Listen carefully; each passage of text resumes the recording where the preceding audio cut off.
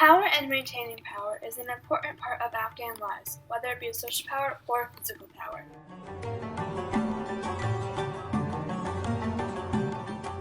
99% of Afghan citizens are Muslims, while the other 1% is made up of scattered Hindu, Sikh, Parsi, and Jewish groups.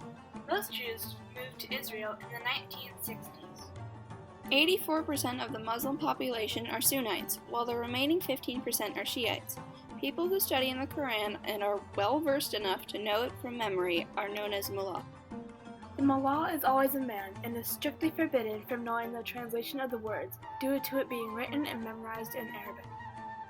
Mullahs in remote areas have the authority to tell followers what they can and cannot do. There are 5 main pillars one needs to go through to become fully Muslim. The first pillar is faith in God, and then it goes to the second pillar, which is to show faith in God through the daily prayers. The third pillar is self-purification, or fasting through Ramadan. The fourth pillar is charity, which is also a big part of the Muslim religion. The fourth pillar requires those of the religion to help and give to others in need. Finally, the fifth pillar is pilgrimage to Mecca, for those who can afford the trip. The Taliban rose to power in the early 1990s and had most of Afghanistan under their control by 1996. One of the first things they did was install a strict interpretation of Quranic instruction and jurisprudence. This intended merciless approaches on the treatments of women, political opponents, and minor religious figures. Leading up to September 11, 2001, Al-Qaeda operated under Taliban protection. Recruiting, training, and deployment all happened in the Taliban's refuge. Afghan Taliban leader Mullah Muhammad Omar was the Afghan president at the time. Taliban remained in power until the U.S. usurped their reign almost directly after 9/11 in the October of 2001.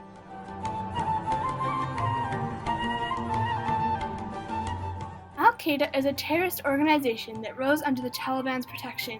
Led by Osama bin Laden, they were responsible for the September 11th attacks on the World Trade Center and the Pentagon. The U.S. Operation Enduring Freedom destroyed most, if not all, of the Afghan terrorist camps in 2001. This tore down Al-Qaeda's connections to other groups and training spaces. In the aftermath of September 11th, Al-Qaeda began to look for new ways to cause mass destruction with WMDs. As a follow-up to 9/11, Osama bin Laden, Al-Qaeda's leader, had big plans for using WMDs to continue to terrorize the USA. These never ended up coming into action, most likely due to bin Laden's death. The Taliban is continuing to take over Afghanistan, and they rebuilt the training camps in 2009.